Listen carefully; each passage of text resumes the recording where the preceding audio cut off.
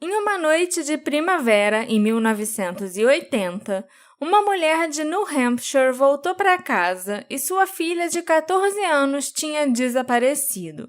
Apesar de vários vestígios, avistamentos e até telefonemas misteriosos, ela nunca foi encontrada. O que aconteceu com a Lauren Wren?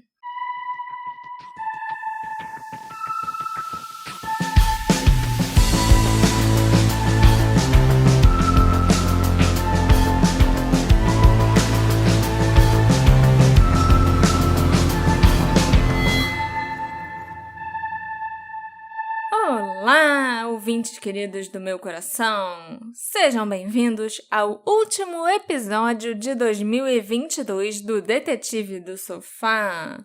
Eu sou a Marcela, a host desse podcast, e eu resolvi dar uma folguinha para mim mesma e para o meu maridinho nesse final de ano.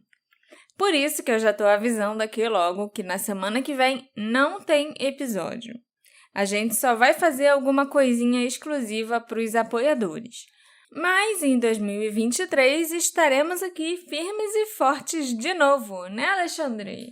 É verdade, Marcela. E acho bom a gente dar essa folguinha aí que você falou, porque a gente tá fazendo episódios sem parar, praticamente. Sim, sem há parar, muito né? tempo. A gente nunca deixou de publicar o episódio no dia certo. Então vai ser bom até não só pra respirar, mas pra pensar que vem aqui pela frente, conseguir reorganizar as coisas. Com certo? certeza. Mas antes da gente entrar no episódio da Lauren Wren, não mexe nesse leque que faz barulho enquanto você tá Desculpa. mexendo. Eu queria lembrar aos nossos apoiadores que final de ano tá chegando e é muito importante que vocês... Sejam bonzinhos! E um dos jeitos de ser bonzinhos é apoiar aquele podcast que você gosta muito para garantir que ele continue existindo. E se esse podcast que você gosta muito acontecer de ser o nosso, o Detetive do Sofá...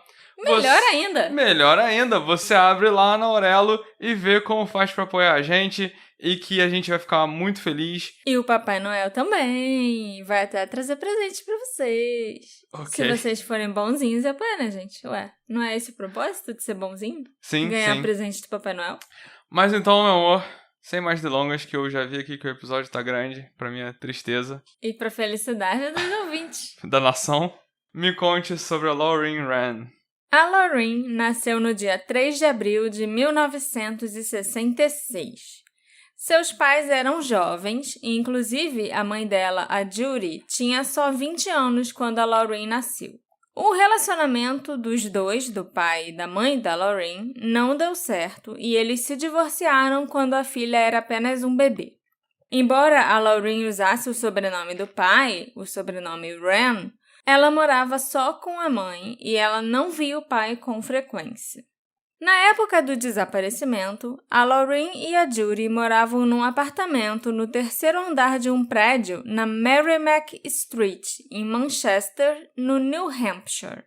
A cidade de Manchester é uma das mais populosas do estado e, na década de 80, mais de 90 mil pessoas moravam lá. Ela fica localizada a 3 horas da fronteira dos Estados Unidos com o Canadá.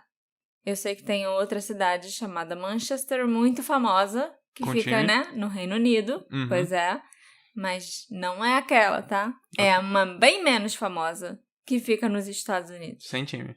Descrita como inteligente, independente e uma adolescente típica, a Lauren era uma aluna nota A. Eu ia falar nota 10, aí eu lembrei que lá, lá as notas é tipo A, B, C, A+, A-, na Parkside Junior High School. Ela adorava cantar e dançar e o seu sonho era ser atriz. A Lauren tinha um sorriso cativante, olhos azuis e cabelos castanho claros. Mas ela também tinha um lado rebelde. Com apenas 14 anos e com a mãe trabalhando o dia todo para cuidar da boate e restaurante que ela possuía, a Lauren passava muito tempo sozinha nas ruas de um dos bairros mais violentos de Manchester. Ela também bebia com frequência e às vezes fumava maconha. A Judy não se casou novamente durante a infância da Lauren, mas ela teve alguns relacionamentos. Inclusive, em abril de 1980, ela estava namorando um tenista profissional. E para apoiar o namorado, a Judy costumava assistir suas partidas. Na noite do dia 26 de abril de 1980, ele tinha um jogo fora da cidade e a Judy foi com ele. A Lorraine geralmente acompanhava a mãe quando ela assistia a uma das partidas do namorado, mas nesse dia ela pediu para ficar em casa e receber uma amiga. Como ela já tinha 14 anos, a Judy concordou. Esse dia, 26 de abril, tinha tudo para ser incrível para Lorraine. Era o início das férias de primavera do Spring Break norte-americano e ela ainda teria o apartamento só para ela naquela noite. Então, depois de passar o dia andando pela vizinhança, a Lorraine convidou 2 amigos para irem beber com ela em seu apartamento. Um dos amigos era uma menina que tinha a mesma idade da Lorraine, e o outro era um menino que era só 1 ano mais velho do que ela. Só para ficar claro, o nome desses amigos, dessa menina e desse menino, nunca foram divulgados, Todo né? mundo Porque, eles eram menores. Ela tinha 14 e ele tinha uns 15, talvez 16 anos, mais ou menos. Então, os nomes deles sempre foram confidenciais, né?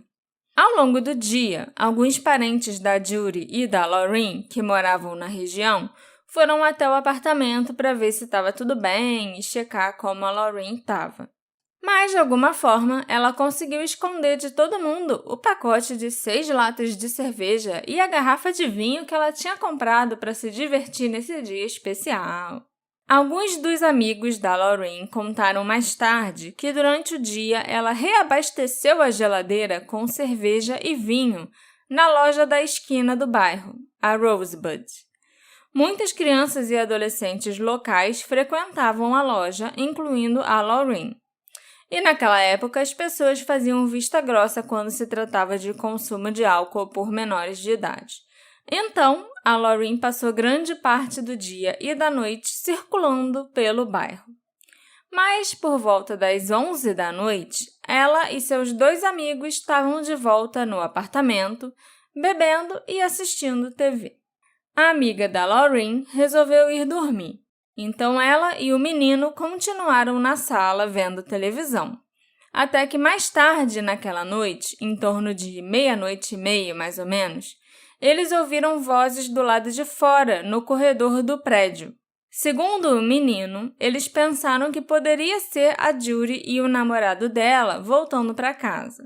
Como a mãe dela com certeza ficaria chateada ao encontrar um menino ali tão tarde da noite, a Lorraine deixou ele sair pela porta dos fundos. E o menino disse posteriormente que, ao sair, ouviu a Lorraine trancar a porta. Mais tarde, um vizinho diria a Judy que ele também ouviu vozes e os passos de alguém no corredor naquele mesmo horário. Ele acrescentou que ouviu as vozes se aproximando do apartamento da Judy e da Lorraine e depois ficou tudo em silêncio. E não era a Judy quem estava no corredor naquele momento, porque ela voltou para casa já na madrugada do dia 27 de abril, por volta de 1h15 da manhã, acompanhada do namorado. Ao subir as escadas do prédio para chegar no 3º andar, ela já foi notando algumas coisas estranhas. A Judy viu que as lâmpadas no corredor de cada andar estavam apagadas. Ela imaginou que talvez um fusível tivesse queimado ou algo assim e não deu importância na hora. Só que mais tarde ela descobriria que cada uma das lâmpadas dos 3 andares do prédio tinha sido desenroscada para deixar tudo escuro de propósito. Quando o casal chegou à porta da frente do apartamento da Judy e da Lorraine, a porta estava destrancada. As duas sempre mantinham a porta trancada por questões de segurança, né? Óbvio. Mas talvez a Lorraine tivesse esquecido de trancar. É algo que pode acontecer com qualquer um. Vive acontecendo com a gente aqui em casa. Mas a Judy já ficou com uma pulguinha atrás da orelha, até porque ela lembrou dos corredores escuros do prédio. As coisas que soam estranhas começam a somar, né? Pois é, né? Se for uma coisa estranha só, você deixa pra lá. Mas quando começa a aparecer várias, você tende a ligar uns juntar. alertas, Mas ao entrar no apartamento, nada parecia errado inicialmente. A Judy foi até o quarto escuro da filha e viu que a cama estava ocupada. Por um momento, a sensação de desconforto que ela estava sentindo foi amenizada. A Lorraine foi dormir, pelo menos foi o que ela pensou. Então, a Judy ouviu o namorado a chamando e ele disse: "Ué, por que a porta dos fundos está aberta?" Para Judy, isso foi a gota d'água. Não trancar a porta da frente podia ter sido um erro, uma distração, e é algo que pode acontecer com qualquer um. Mas a Lorraine sabia muito bem que ela não devia deixar a porta dos fundos escancarada daquele jeito. A porta dos fundos não estava só destrancada, ela estava completamente aberta. Uhum. Então, a Judy foi acordar a Lorraine para dar uma bronca na filha.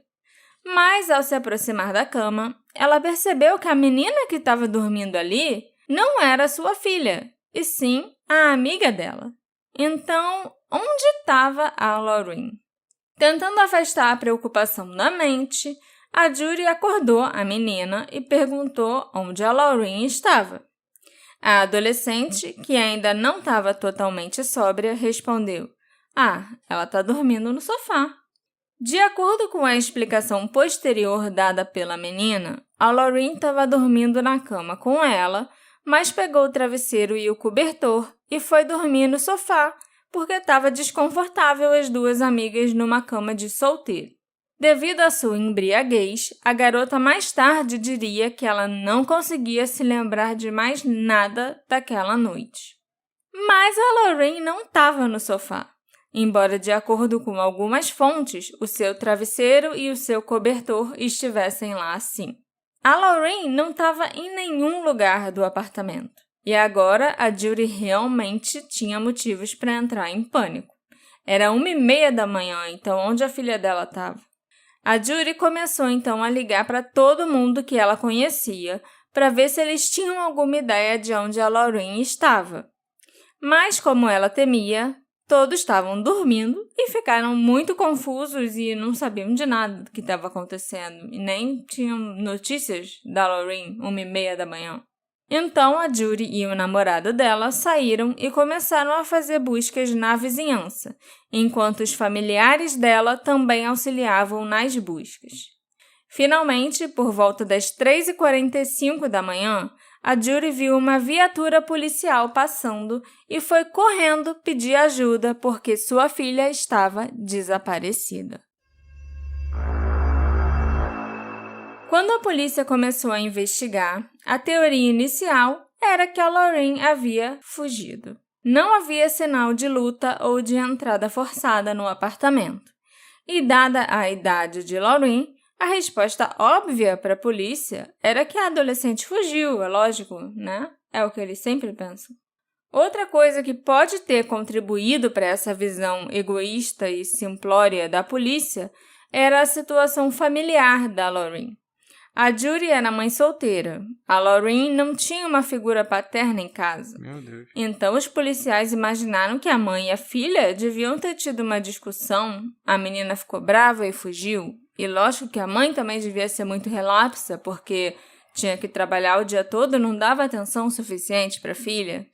A Judy até admitiu que ela e a Lorraine tiveram sim um desentendimento naquela manhã, antes dela sair para o jogo de tênis. Mas ela insistiu que tinha sido uma coisa pequena, não uma briga de verdade, que daria a Lorraine motivos para fugir de casa.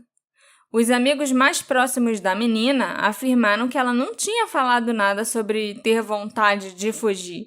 Então, se ela planejou mesmo fazer isso, a Lorraine não comentou com ninguém. Havia um detalhe material que também parecia sugerir que ela não havia fugido.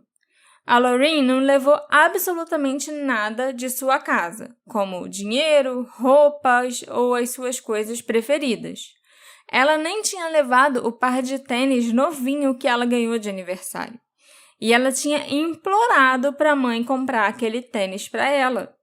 mas ele foi encontrado na sala de estar ao lado da bolsa da Lorraine, que ela também tinha deixado em casa. Nenhuma das coisas da Lorraine tinha sumido, exceto a roupa que ela usava quando foi vista pela última vez. A polícia não começou a fazer buscas pela menina, nem emitiu um Amber Alert, que ainda não existia naquela época, gente. Por isso que não foi emitido. Mas eles fizeram algumas investigaçõezinhas básicas, pelo menos, né? Uma semana após o desaparecimento da Lorraine, os policiais falaram com um funcionário da rodoviária de Manchester que contou que tinha vendido uma passagem de ônibus para uma menina que ele achava que correspondia à descrição da Lorraine. Quando os investigadores falaram com o motorista do ônibus e mostraram para ele uma foto antiga da Lorraine, o motorista a identificou positivamente como uma garota que ele deixou em Boston. Isso parecia apoiar a teoria de fuga da polícia. E se a Lorraine fugiu impulsivamente por um motivo insignificante e sem nenhuma das suas coisas, não havia razão para acreditar que ela não voltaria para casa em breve. Era só coisa de adolescente. Mas a Lorraine não voltou para casa. A polícia, então, modificou a sua teoria. Eles ainda achavam que a Lorraine tinha fugido e que ela pretendia voltar em breve, mas alguma coisa devia ter acontecido com ela após a fuga. Claro, porque repensar quer dizer que a gente fez besteira, né?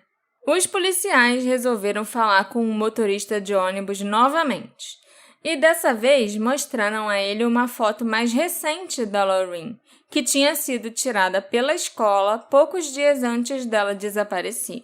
Depois de ver essa foto mais recente, o motorista disse que não tinha mais certeza que a Lorraine era a garota que ele havia deixado em Boston. A Judy queria ter certeza de que o maior número possível de pessoas estava procurando pela Lorraine e trabalhando no caso. Ela tentou buscar a ajuda do FBI em Concord e um agente disse para ela que o FBI não podia se envolver sem existirem evidências de um sequestro. Mas pelo menos o agente foi compreensivo e encaminhou a Judy para 2 investigadores particulares, ambos ex-agentes do FBI, que ela contratou imediatamente. Eles investigaram o caso por cerca de 3 ou 4 meses, mas os resultados não foram o que ela esperava. Os investigadores não conseguiram encontrar pistas concretas que levassem ao paradeiro da Lorraine ou a alguma resposta para o que poderia ter acontecido com ela. Com o passar dos meses, a polícia investigou várias pistas, mas fez pouco progresso em encontrar a Lorraine. Enquanto isso, a imprensa local ficou sabendo sobre o caso e começou a noticiar a respeito do desaparecimento dela e as fofocas que estavam circulando. Havia rumores de que um predador sexual poderia ter morado no prédio da Lorraine, que ela poderia ter sido vítima de tráfico de pessoas, que membros de um novo movimento religioso conhecido como a Igreja da Unificação teria sequestrado e reprogramado a Lorraine, ou até que um funcionário da loja de bebidas Rosebud poderia estar envolvido. Claro que nenhum desses rumores foi comprovado.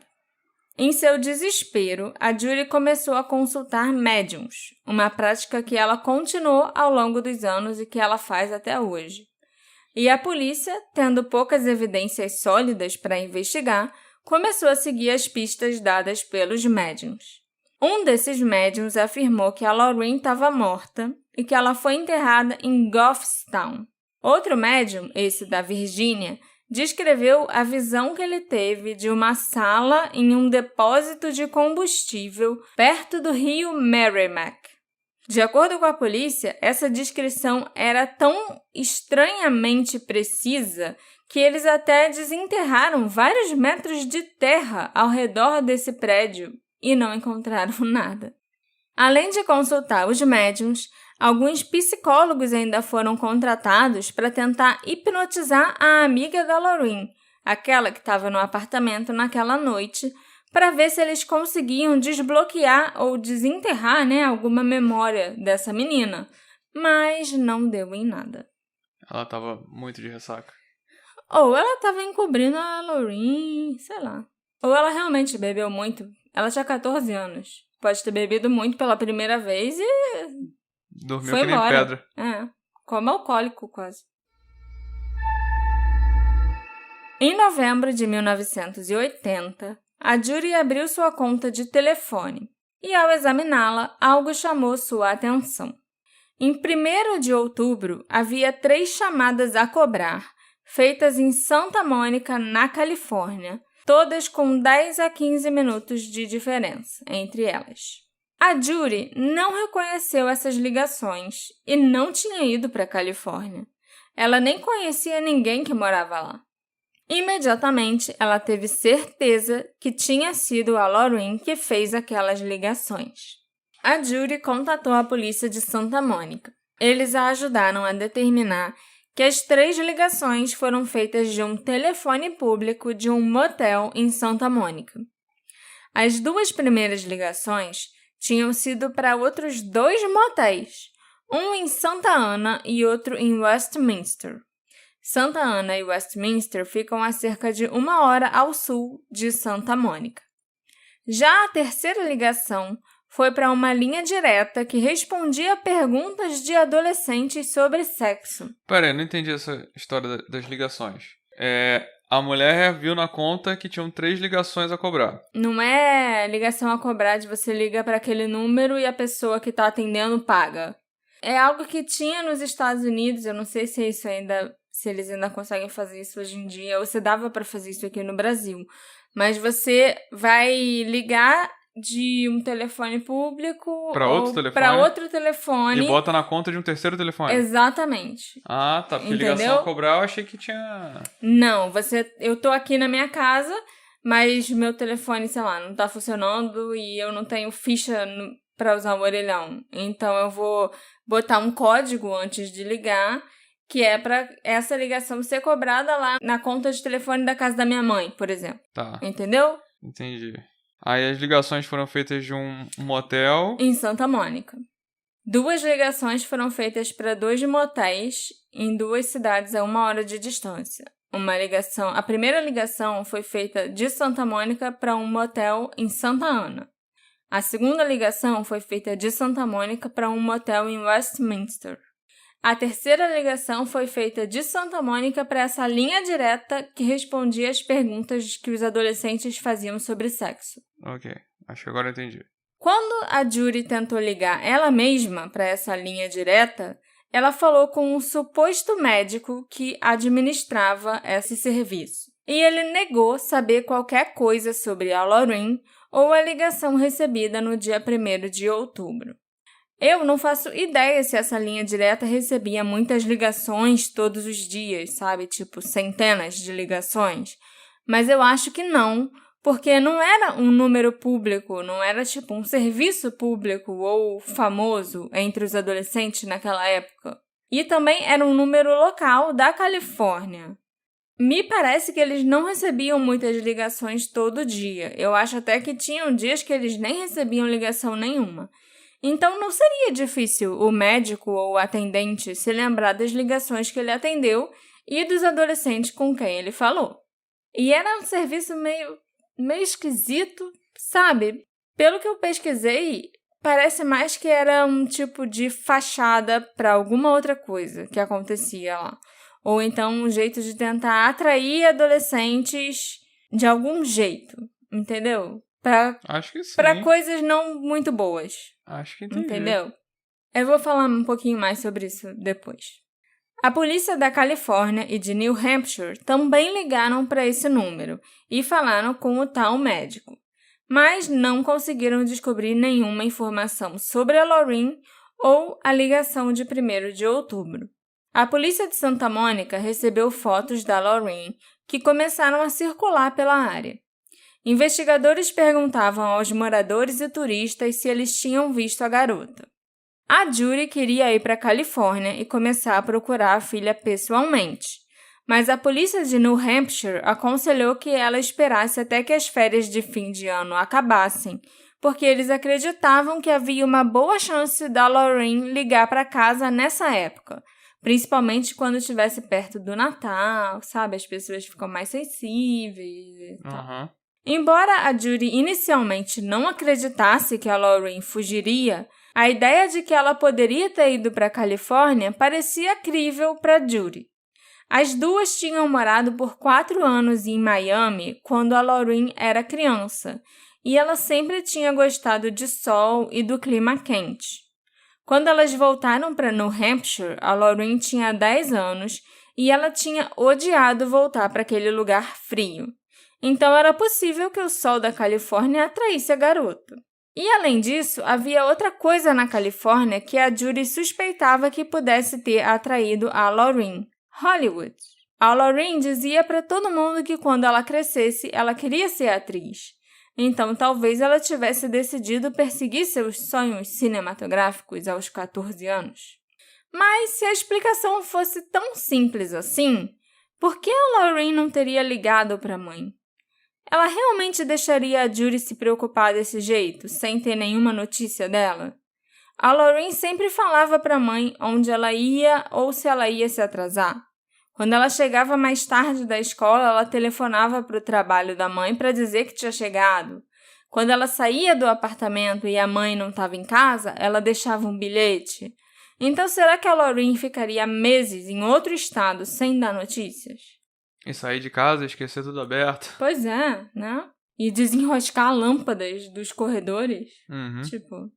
Acontece que alguém, de fato, acabou ligando para Judy perto do Natal. Teria sido a Lorraine? Isso é impossível dizer.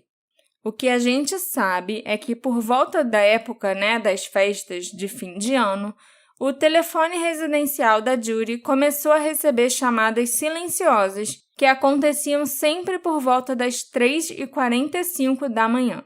Quando o telefone era atendido, era possível escutar a respiração da pessoa que tinha ligado do outro lado da linha, mas a pessoa nunca falava nada e, alguns segundos depois, desligava o telefone.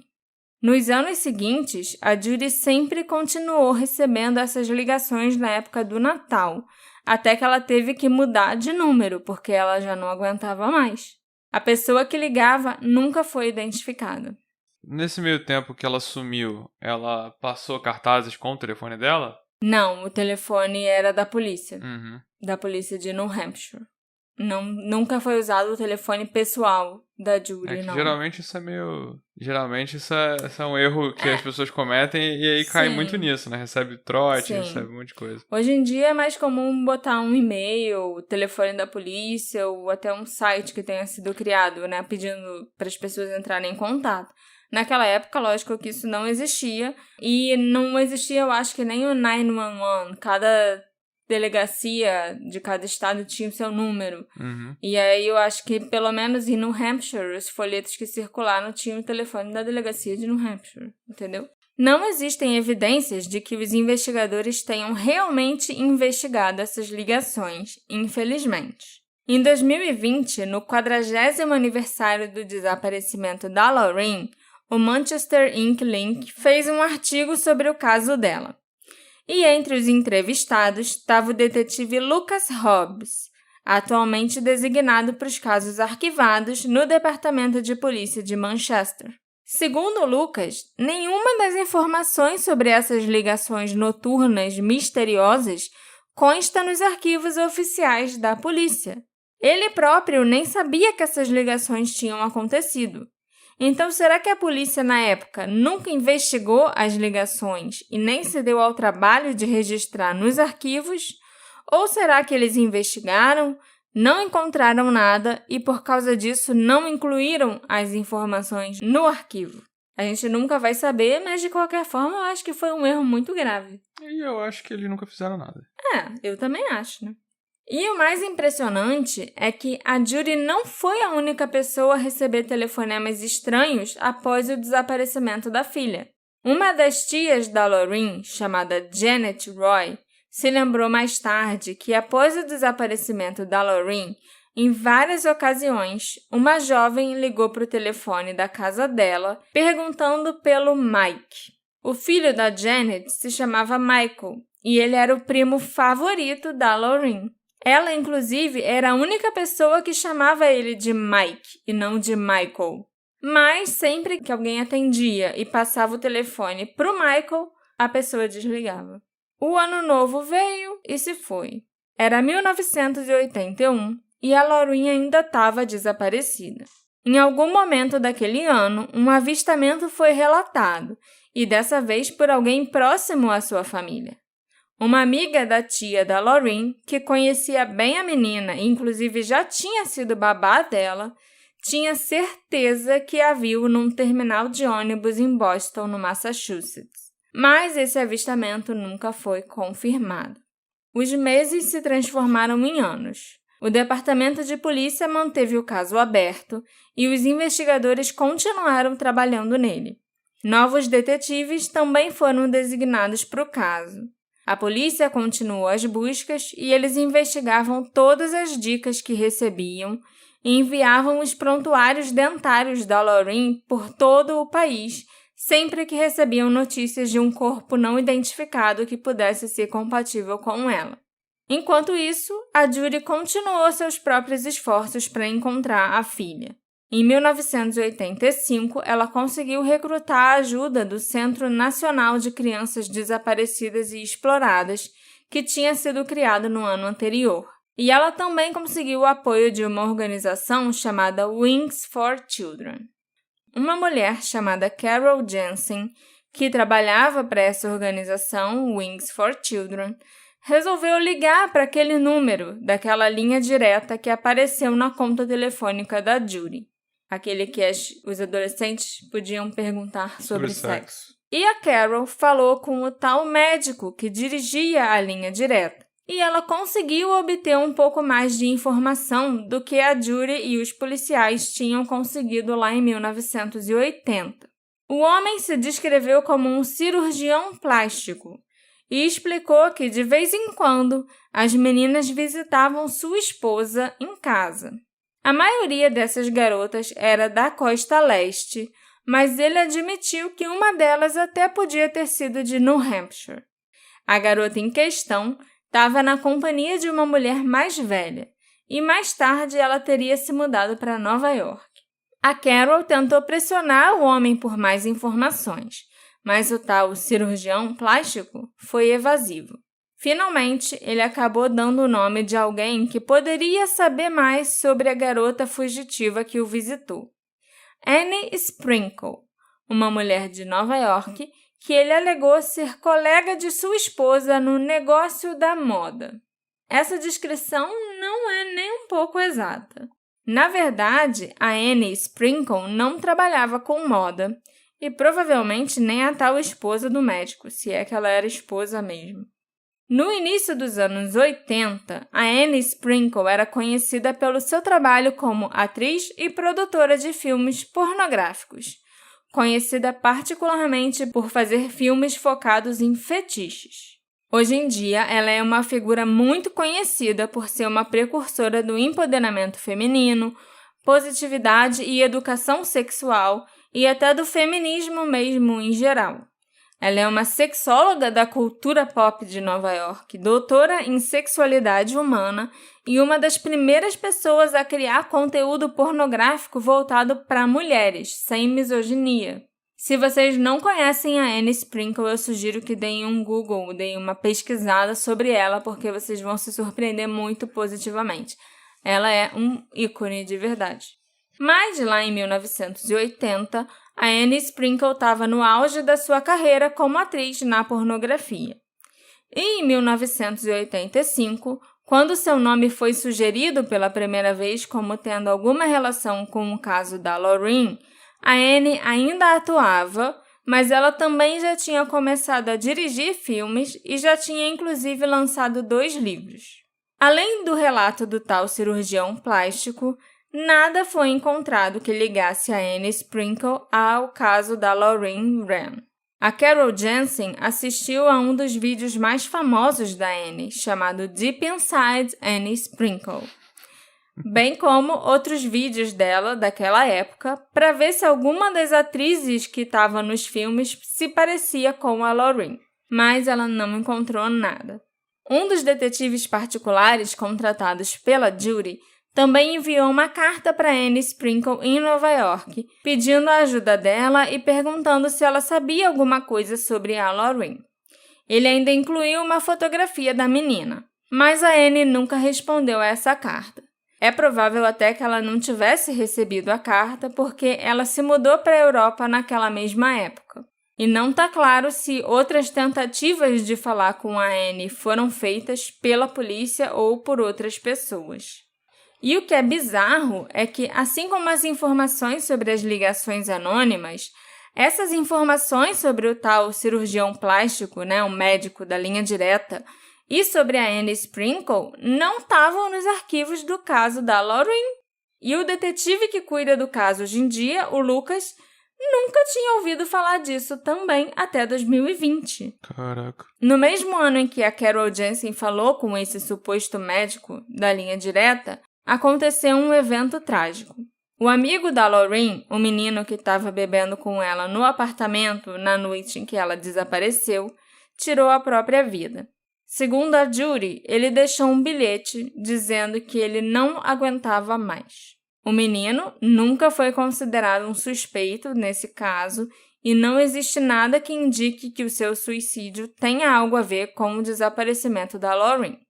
Mas, ao mesmo tempo, a família dela não pode deixar de se perguntar se ele podia ter mais informações sobre o que aconteceu naquela noite em que ela desapareceu.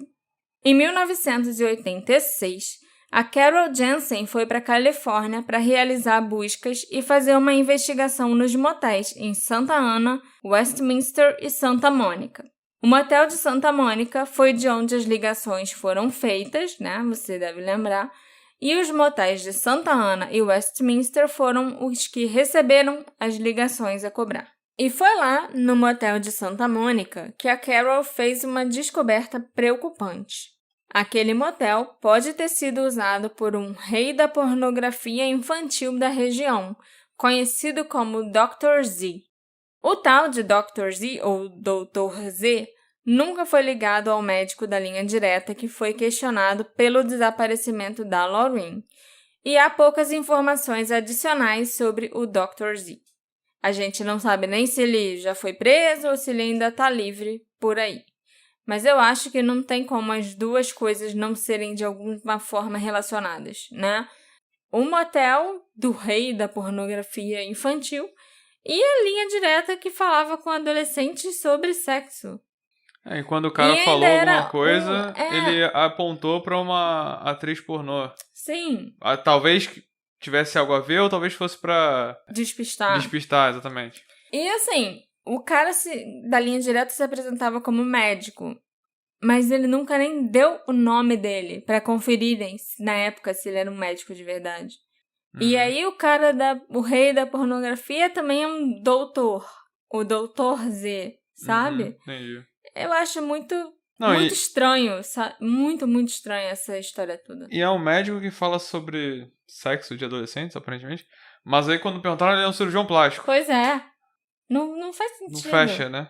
Pois é. Eu acho tudo muito estranho, muito suspeito. A possibilidade da Lorraine ter se envolvido com pornografia infantil nunca foi eliminada.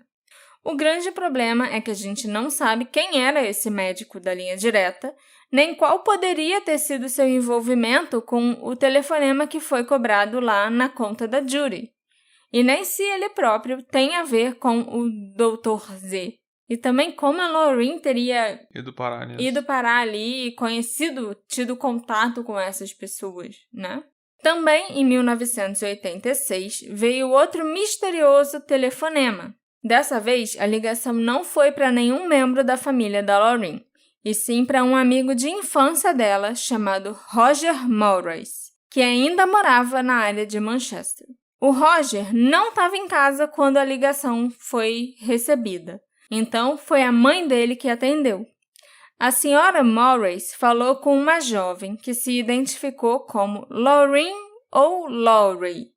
A senhora Maurice não tinha certeza do nome que foi dito, mas a pessoa que ligou se descreveu como uma antiga namorada do Roger. E, de fato, a Lauren e o Roger namoraram brevemente quando ambos tinham cerca de 12 anos. A senhora Morris não fez a conexão entre a garota do outro lado da linha e a desaparecida Lauren durante a ligação. Mas quando Roger chegou em casa e a mãe contou para ele, o Roger não teve dúvidas de que devia ser a amiga desaparecida. Ele até hoje acredita que era a Lauren que ligou e que ela está viva em algum lugar, ou pelo menos ela estava viva lá em 1986. Mas a jovem que ligou nunca foi identificada. E, né, você ligar para um ex-amigo de infância... Porque se for ela, eu imagino que ela devia ter aquele grupo de telefones que você sabe de cabeça, sabe? Sim. E Eu tenho telefones de amigos da escola decorados até hoje. Exatamente. É estranho esse papo de ela ligava, quer dizer, alguém ligava e quando a pessoa atendia desligava, ou ligava Sim. e só ficava respirando e não falava nada, que eu acho que é isso que iria acontecer se o Roger estivesse em casa. Sim, provavelmente. Mas eu acho que se for ela fazendo essas ligações, era esse grupo de pessoas que ela tava ligando dos números que ela tinha na cabeça. O amigo, que foi namoradinho por um tempo, o primo preferido dela, para quem ela devia ligar sempre, né? E o telefone de casa, que são esses 3 que a gente tem certeza que receberam ligações assim. Em 1988, um homem da Califórnia, que trabalhava no Alasca, relatou ter visto uma jovem prostituta em Anchorage que ele pensou que era parecida com a Lauren. A essa altura, ela já teria 22 anos e a foto que circulava em seus pôsteres de pessoa desaparecida estaria cerca de 8 anos desatualizada. A polícia nunca conseguiu determinar com certeza se a mulher era a Lauren ou não, mas por causa da passagem do tempo, eles não deram muita importância a esse avistamento. A que eles deram importância, né? Ao longo da década de 90 e início dos anos 2000, poucas atualizações surgiram no caso. A polícia continuou a verificar várias pistas. Ao longo dos anos, a Lauren também foi descartada como várias Jane Does, né? Várias mulheres mortas que nunca tinham sido identificadas. O último avistamento conhecido da Lauren aconteceu em 2010, 30 anos depois dela ter desaparecido. Agora, como alguém reconhece uma pessoa 30 anos depois? Mas alguém relatou ter visto a Lauren em Boston, Massachusetts. Já é a terceira vez que Boston aparece na história. Uhum. Mas a polícia conseguiu, dessa vez, confirmar que a mulher vista não era a Lauren. Até hoje, os investigadores continuam buscando respostas sobre o que aconteceu com ela. Eles seguiram pistas por todos os Estados Unidos e até algumas no Canadá. Alguns suspeitos também surgiram ao longo dos anos, embora não tenha sido comprovado que nenhum deles estava envolvido no caso. O primeiro suspeito sobre quem eu vou falar para vocês se chama Terry Rasmussen. Ele é um assassino em série que foi originalmente condenado pelo assassinato de sua esposa Yoon Song-jun em 2002.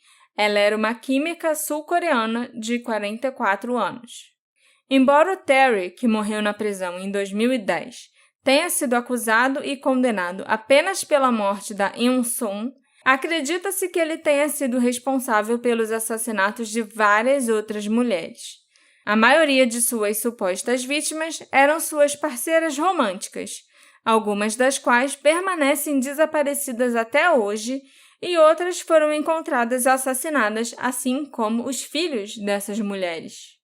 Acredita-se que o Terry Rasmussen tenha matado sua namorada Marlise Honeychurch, que era da Califórnia, e os 2 filhos dela, a Mary Elizabeth, de 6 anos, e a Sarah, de 1 ano, em 1978. Os corpos da Marlise e das crianças foram encontrados em barris no Bear Brook State Park, em New Hampshire, cerca de 25 quilômetros ao norte de Manchester.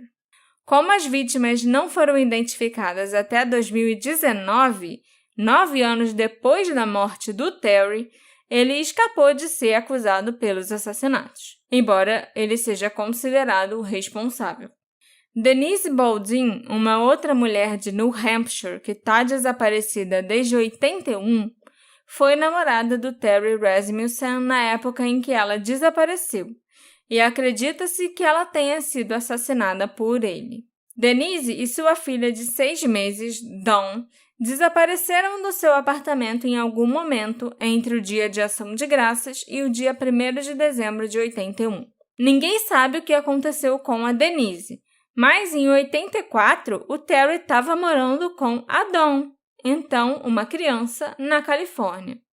E de acordo com uma mulher que cuidou da Dawn, havia também uma menina de 6 meses sob os cuidados do Terry em 84 e 85. Ele afirmava que a Dawn, a quem ele tinha dado o nome de Lisa, e que aquela outra criança não identificada eram suas próprias filhas e que a mãe delas tinha morrido. Eita. Eventualmente, em 86, ele deixou Lisa aos cuidados de um casal que ele conhecia e se mandou. A Dawn não se lembra da sua mãe devido à idade que ela tinha na época dos eventos. Ela só tinha 6 meses quando a Denise desapareceu. E ela não conhecia sua verdadeira identidade ou família até resolver fazer um desses testes genéticos, no caso o Ancestry, em 2016. A Denise não foi reportada como uma pessoa desaparecida até 2016, quando ela foi identificada como a mãe da Dawn. Como o Terry viveu em vários locais e usou muitos pseudônimos ao longo dos anos, é possível que ele tenha sido responsável por ainda mais assassinatos. Após ser ligado ao caso da Denise Baldwin, a polícia começou a investigar se ele poderia estar envolvido em outros casos arquivados da área. Devido à proximidade geográfica, é possível que uma outra mulher desaparecida de Manchester, também chamada Denise, dessa vez Denise Daniel, também tenha sido vítima do Terry. E a polícia está investigando até hoje uma potencial conexão. Embora nada de concreto tenha sido encontrado para ligá-lo ao desaparecimento dela, a casa onde a Denise Daniel morava ficava apenas algumas portas da casa onde o Terry estava morando na época. Essa Denise desapareceu apenas 6 semanas depois da Lauren. As circunstâncias entre os casos da Lauren e da Denise diferem significativamente, mas a proximidade no tempo e na localização física em que os 2 casos ocorreram levou muita gente a especular se os 2 desaparecimentos poderiam estar relacionados. Além disso, a Denise e a Lauren se pareciam um pouco fisicamente uma com a outra, apesar de terem uma diferença de idade de 11 anos. Só que, mais uma vez, não houve nenhuma ligação real encontrada entre elas. Outra mulher que a polícia suspeita que tenha sido assassinada pelo Terry é a Rachel Garden, que curiosamente desapareceu só 1 mês antes da Lauren e que só tinha 15 anos. Mas a Rachel, ao contrário da Denise, da Lauren e do Terry, não morava em Manchester. Ela morava em Newton, uma cidade que também fica em New Hampshire e fica a quase 60 quilômetros de Manchester. Na noite em que a Rachel desapareceu, ela tinha saído para comprar cigarros e chicletes numa loja de conveniência do seu bairro. E depois, ela tinha dito para os pais que ia direto para a festa do pijama na casa de uma amiga. Mas a tal amiga, quando foi questionada mais tarde, ficou perplexa porque ela não tinha planejado uma festa do pijama com a Rachel. Ela nem tinha visto a Rachel naquela noite, ela estava até trabalhando de babá. A Rachel mentiu para os pais para passar a noite fora. Então, seja qual for o seu destino real depois da loja de conveniência, não se sabe se ela chegou lá. E seus pais relataram seu desaparecimento às 10 da manhã do dia seguinte. A Rachel era a mais velha de 4 filhos e caloura do ensino médio e foi descrita como divertida e amigável, mas também obstinada e rebelde. Ela era próxima dos seus irmãos, mas ao mesmo tempo se ressentia às vezes por ter que cuidar deles. Ela também costumava matar aula de vez em quando para fumar e beber álcool na floresta com seus amigos adolescentes e sempre reclamava das regras impostas pelos pais.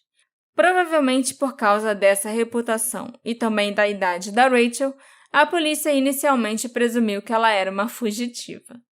A Rachel e a Lauren eram da mesma idade. As duas também eram de altura e constituição semelhantes. Ambas tinham cabelos castanho claros e tem gente que acha que as duas meninas eram parecidas. Mas nenhuma ligação formal foi feita entre elas. É engraçado que, pelo relato do desaparecimento da Rachel, eu não vejo nenhuma ligação possível dela com o Terry. Mas eu vejo, sim, muita semelhança e uma possível ligação do desaparecimento dela com o da Lauren. Duas meninas muito, muito parecidas, da mesma idade, passando pelas mesmas coisas, que costumavam fazer as mesmas coisas e que desaparecem misteriosamente. E quanto a Lauren, a casa do Terry Rasmussen, em Manchester, ficava a apenas 1,5 km da casa dela. Nada mais foi encontrado para ligar eles dois, mas alguns se perguntam se a Lauren pode ter sido uma de suas vítimas, provavelmente durante um crime de oportunidade. Dito isso, a Lauren e a Rachel também não se encaixavam em seu perfil habitual. As vítimas conhecidas do Terry tendiam a ser mulheres adultas, muitas vezes mães solteiras, que tinham algum tipo de ligação romântica com ele, que tinham sido namoradas dele, morado com ele ou algo assim, e mulheres que tinham filhos pequenos. A Denise Daniel, eu já acho que se encaixa perfeitamente nesse perfil, embora não haja evidências que sugiram que ela tinha alguma conexão romântica com o Terry ou mesmo que ela o conhecia. O segundo suspeito de quem eu vou falar nunca teve seu nome divulgado publicamente. O que a gente sabe a respeito desse homem é que em 1980 ele tinha 35 anos e ele morava perto da casa da Lauren. Ele costumava convidar adolescentes da área para irem até o seu apartamento e dava cerveja para todos os adolescentes. Ele também era conhecido por possuir revistas de pornografia infantil. Eu não sabia nem que existia revistas de pornografia focadas para pedófilos. Esquisito. Né? É a coisa mais absurda. E essa pessoa tá com um nome nunca foi sigiloso, divulgado. esquisito. Exatamente. De acordo com um artigo do Union Leader de 1990, os dois detetives originais que trabalharam no desaparecimento da Lauren, o Cam Murby e o Dan Laudieu, disseram que consideravam esse homem um forte suspeito na época. Depois que o motorista de ônibus disse para esses dois policiais, que ele não tinha mais certeza se a garota que pegou o ônibus até Boston era realmente a Lauren, esse suspeito se tornou a principal pista que os investigadores perseguiram. No entanto, embora a polícia tenha revistado o apartamento do homem e monitorado suas atividades por um tempo, eles não conseguiram encontrar nenhuma evidência sólida para ligá-lo ao caso. O terceiro suspeito é um homem chamado Louis Quaresma, e ele é um assassino de crianças de Massachusetts. O Louis inicialmente foi preso por tentar sequestrar uma menina de 12 anos em 1994. Durante o interrogatório, ele confessou o sequestro e assassinato de Jimmy Bernardo, de 12 anos, 4 anos antes em Pittsfield, no Massachusetts, e recebeu 20 anos de prisão. Mais tarde, o Louis ainda confessaria ter assassinado pelo menos outras 2 crianças, Sarah Ann Wood, de 12 anos, em 93 em Nova York, e Jamie Lusher, de 16 anos, em 92 no Massachusetts. Em 94, houve interesse em investigar 3 casos envolvendo meninas desaparecidas de New Hampshire que o Centro Nacional para Crianças Desaparecidas e Exploradas classificava como sequestros não familiares.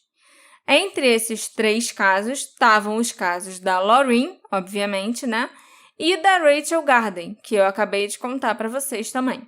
Além disso, ainda tinha o caso de uma menina de 8 anos chamada Tammy Lynn Belanger, que desapareceu a caminho da escola em Exeter em 84. Sequestro não familiar é porque é aquele sequestro que não é um dos parentes. Um dos pais, caso de custódia, sabe? Nem algo assim. É realmente um sequestro feito por um estranho.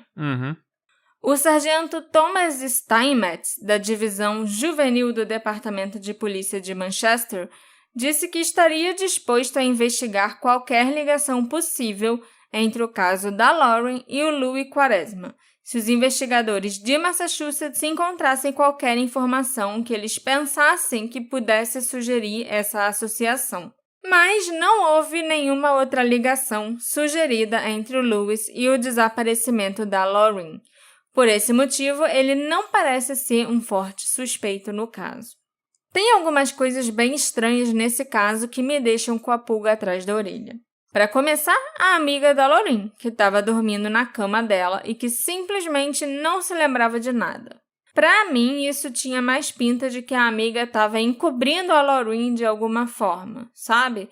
Até dormindo na cama dela para fazer a mãe dela olhar e achar que estava tudo bem e que a filha estava dormindo ali de boa ou alguma coisa assim. Se ela voltasse de manhã, ela ia trocar de lugar e ninguém ia saber que ela saiu. Isso. Que, ela tava ali para deixar a Lauren sair, fazer, sei lá, o que ela quisesse fazer naquela noite e se a mãe voltasse ia achar que ela estava dormindo e estava tudo bem. Outra coisa que eu acho meio estranha é que essa mesma amiga da Lauren disse que as duas estavam dormindo na cama e a Lauren resolveu ir dormir no sofá. Mas a descrição da roupa que a Lauren foi vista usando pela última vez não parece nem um pouco ser uma roupa de dormir. Era um suéter branco com decote V, uma blusa xadrez azul, calça jeans e sapato marrom, além de estar usando um colar prateado e um anel de ouro em forma de coração. Sem contar que a amiga foi dormir supostamente 11h da noite, e a Lauren ainda ficou bebendo com um amigo até 00:30, quando eles ouviram movimento e vozes no corredor. Então as duas não foram dormir ao mesmo tempo. E se a amiga estava tão bêbada para não lembrar nada no dia seguinte, como ela pôde dizer o que a Lauren estava usando quando sumiu? A não ser que a mãe da Lauren tenha feito um inventário nas roupas e falado, tá faltando isso, isso e isso, então é isso que ela devia estar usando, sabe? Mas até onde eu sei, foi a amiga que disse o que ela estava vestindo. Entendi. Que faz menos sentido ainda. Por que a Lauren ia deitar para dormir de calça jeans e sapato? Para depois levantar, pegar o travesseiro, a coberta e ir dormir no sofá? De calça jeans e sapato? Eu fico muito confusa nesse caso por causa também das ligações feitas na Califórnia.